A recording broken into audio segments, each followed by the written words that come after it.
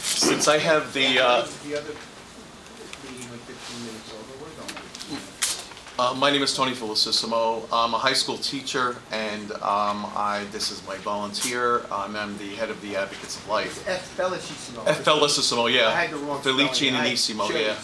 Yeah, that's all right. You got it very close compared to other people, but I'm going to tell you my experiences, okay? Because I know this is not a debate about abortion, about Planned Parenthood, but it just intertwines a little bit. First of all, people constantly come up to us to view our fetal models outside, to give literature, education materials. We also pass out religious. So this is freedom of assembly, freedom of speech, and it's also freedom of religious expression. There's numerous conversations outside. Not everybody likes our message. A lot of other people ignore it. A lot of other people come up. And our experience in Yonkers is that they come up, we get requests for help for crisis pregnancies, post-abortion healing. I am utterly amazed by the amount of people who come up and talk to strangers about the experience they've had after an abortion. And somebody who has a psychology background, besides a theology background, has been a teacher for 24 years, we know how to handle them. Planned Parenthood, I know, said that, well, that poor 14 and 16-year-old kid, whatever. I'm a high school teacher, I have a psychology background. We know what we're doing out there with them. So, also this past summer alone, this doesn't happen a lot, but this past summer alone, we had 2 women come out to us who, and I'm going to read exactly so I don't goof this up. They thanked us for being outside of Planned Parenthood. They explained that our presence helped them to choose life, and we had no comment. 1 year, it was, she said, last summer, she said, you didn't even know I was pregnant. I came by, I saw your signs, and I chose, this is the baby. 2 weeks later, again, this doesn't happen all the time. Another woman said, 2 years ago, I came in, I was 3 months pregnant, you didn't know I was pregnant, I took your material, I went back into the car to speak to my husband, and I said, I can't do it. And he said, why? Because of those people outside? She says, no, I really don't want to do this. So it gave her an opportunity for an out, and she said, this is my child. So we've had experiences like that all the time. And because we have a little tiny table with literature, 99% of people are coming to us. Very rarely we ever go to somebody and say, because we don't know who's going in that building for what. There's so many different things. Also, Planned Parenthood in the testimony said that their guard was so intimidated that they had to lock doors. I'm not sure what you mean by intimidation, and as I say to my students, you've got to explain yourself. During our last vigil, which was June 2010, the guard actually came out and stood around for a while. He even had a gun in his belt. I even called up the police department and I said, is that legal for a guard of a building? Because he wasn't a police officer. I never got a call back from them, and I'm wondering who was intimidating who, because he stood outside for a while, making everyone sure that the gun who was sticking out of his pocket. This is the same guard that so many times over and over would be talking to his MTA friend who was supposed to be on duty outside, and so much so that we know the MTA guy got into trouble for it. So there's no fear in the part of the Tony, guard. could you focus on legislator Ryan's Yeah, but they're saying concerns? that there's a need for this law because of intimidation and because people were unwanted. I'm showing you that's not. That there's another side. Also, the fact that the police are not responding to us. You'd be interested to know that the police have responded to us a number of times, and to Planned Parenthood. Matter of fact, they came out one time and said Planned Parenthood called because their sign, they were upset with our sign, and of course there was nothing illegal about that.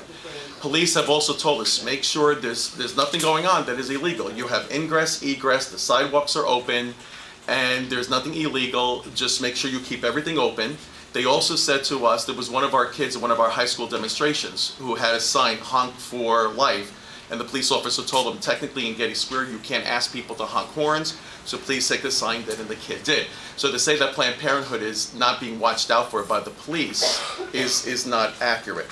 Also in terms of just one thing that irks me, and it has to do with the law, Planned Parenthood, Westchester Coalition for Legal Abortion, it consistently in all of your testimony said they were there to protect, quote unquote, the minority community.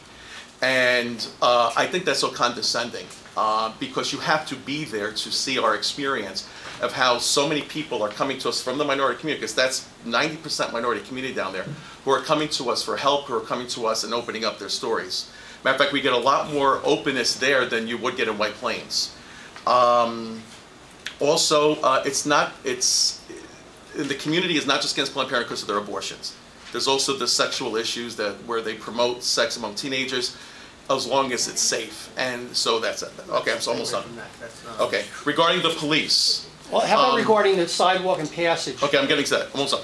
Regarding the police, The Planned Parenthood is saying that they love Greenburgh. Well, from everywhere from the conservative towns of Yonkers and New Rochelle to the most liberal in Greenburgh to White Plains, no police have ever arrested anybody. I can't believe they're all in cahoots with each other to say, well, we are going to protect these people, especially the pro-lifers, because if they're against, if we're doing something wrong, they would tell us, okay? I also am not sure why there's no foundation for anything in regards to blocking of sidewalks, blocking of things. There's been no whatever. Why is the county, with all due respect, spending so much time and energy and money on this when there's so much a budget deficit, when this law will be challenged? And it's not going to go away. We are going to challenge it. In New York City, I could be wrong, please go to your records, but from somebody who works, a priest in New York City, that New York City did not create a buffer zone. What they did is that they created a 15-foot buffer zone where you could be in that zone, do your activities, but that if there was a violation within that 15-foot, then the penalties went up. Again, I don't know about that, but that's what he was saying, because he's been doing, he said, I'm down the doors all the time talking to women in New York City. Last, I also would like to say this before I get to that thing, to you as legislators. I know you all come from different areas of Westchester, and I have this written here, and so I'm being rushed, so I'm just going to say from the top of my head. You are here to represent me too. You're not only here to represent, I know Ms. Myers, Honorable Myers, you know, I know you're getting upset, and I don't see too much of an openness, and that's a judgment, I don't know. But you're here to represent me too, and you're not just here to represent the Planned Parenthood and their clients, you're here to represent me. I'm your charge also. You've been entrusted with a sacred duty. I'm not just talking, I'm just in general.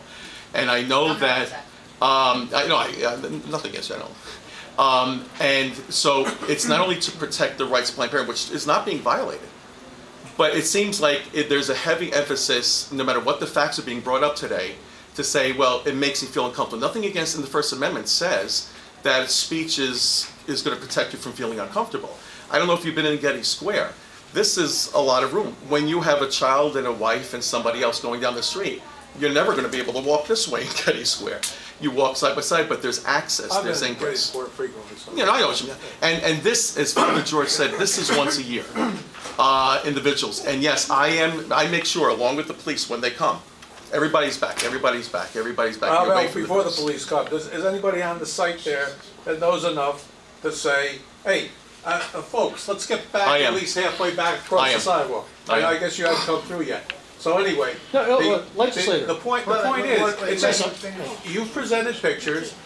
I just have a question. Right. It has nothing to do with pro-life, pro-choice. Correct. It has to do with the demonstration on the sidewalk. And I was just curious, the people who are running this, do they know enough to keep, so I don't have to mess around, or anybody else doesn't have to mess around with this sign or walk right through it, right into it? Do you know enough to keep the crowd back so people can pass by, even the ones that aren't going into the building? Yes, and there you do, because where that car is, well, you I'm not impressed by the amount of space, so that's fine. Okay, that could be argued, I guess, that's fair enough. No, wait a minute. How do you fit a stroller between that man in the green polo shirt and that sign? Because, and this is my experience, that's all I can tell you, is that when you go by, people do push back even more. Okay, fair enough. Okay, that's all they Fair do. enough. I mean, these are, and see, this is the thing that aggravated me too. If you notice the people in this picture, these are the quote-unquote, and I'm going to state what people in this room said. These are the uneducated minority who are not like us, Phi Beta Kappa. Okay, this was your witnesses from, not yours, I'm saying Planned Parenthood's witnesses, Westchester Coalition, and they're smart enough to know to push back. Okay, no, but in all seriousness, it was so condescending to the minority community, to people in the community who live and work in these places. And I just thought, as an educator, I was so shocked to hear testimony from, and there wasn't most of the legislators, there were some who call us ad hominem attacks crazies, okay? And as an educator, I try to tell, if we're educated people, that we don't stereotype. So we don't stereotype pro-lifers, we don't stereotype anybody. And how, I just heard a lot of that, and I didn't hear any of the legislators say, what do you mean they're uneducated? They can't stand up for themselves. That's condescending. We're in a time and period where race, we understand we're no different than each other. And yet I didn't hear one legislator, when Planned Parenthood represents all upper class white women. All right, I think we're getting beyond the Okay, but all due respect, didn't they have their say? They were able to say all of this, and they weren't rushed. I saw it.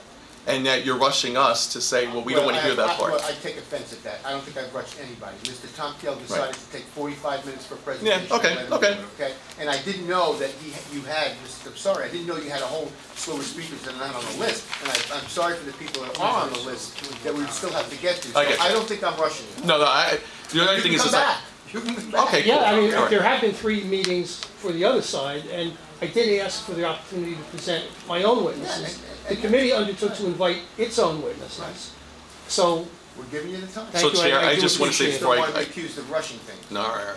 Chair, I just I'm want sure to my colleagues will not say, will take the opposite view, maybe, that I'm letting you. go on too long. Withdraw. No, Chair, and to the rest of the board. Yeah, I had to take off a day of work today to come here. I'm sure my students are not unhappy about that, but we've been out here since 2002, and none of those years has been any violations. And I know there are people on this board who are going to ideologically disagree, and that's not what it's about. You've heard from witnesses who have said that we've been helping them, we have not intimidated them, that we are not preventing ingress, egress, okay? I'm going to say one dangerous thing. I don't even know if my side is going to agree with this, okay? If this is once a year, and the board said, not make it a law, said, you know what, why don't you go across the street? Although I don't know, we have nothing against the Anglican Church, they're across the street, okay? Or the Chinese restaurant I like to eat, so I don't want to go against them. But, you know, you want them across the street? I'll put them across the street. I have no problem with that. But when it comes to our daily operations, and I know, Honorable Myers, you had said that about, you know, they can still, you're talking to Hannah, and you said that they could, you know, be up there, they can still come to you. Why are you putting us closer to the 30 supper where why would they have to put up with us, quote unquote, if that's what the word you want to use, when it's the people going to that building where we want to share alternatives to, and they're not being intimidated? Why would you want to keep us 15 feet away from that door? If there's no intimidation, there's no ingress, there's 4 or 5 people out there with a little table, educational table, why would you want to do that? I wouldn't, that's why I want to allow ingress and egress. Yeah. And allow room for you to be there too, so that if somebody chooses to come over and speak with you, they can. Right, but just why the 20, now here's 25 feet, why that buffer zone when I can, as a Jehovah Witness, as a whatever, I can go around and talk to anybody who wants, set up a little table, and nobody's going to touch me? Why am I not allowed? Why is this being targeted, this speech? Ms. Shimsky has a question. I'm sorry. Yeah, no, I don't really know. Would you be pleasantly surprised to know that this legislation does not bar that? That what this legislation does is essentially bar harassment within a certain number of feet of the entrance? Whatever that, what does that mean though? What's harassment?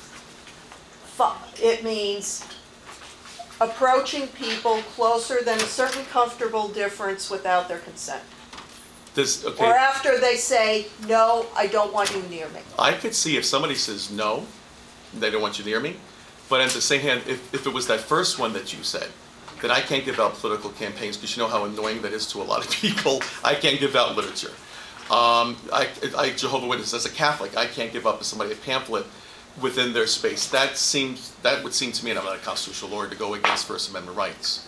But if a person said no, okay, I could see that. And everybody in Yonkers follows that. I can't argue for any other place. I know everybody in Yonkers follows that. That's all I can say.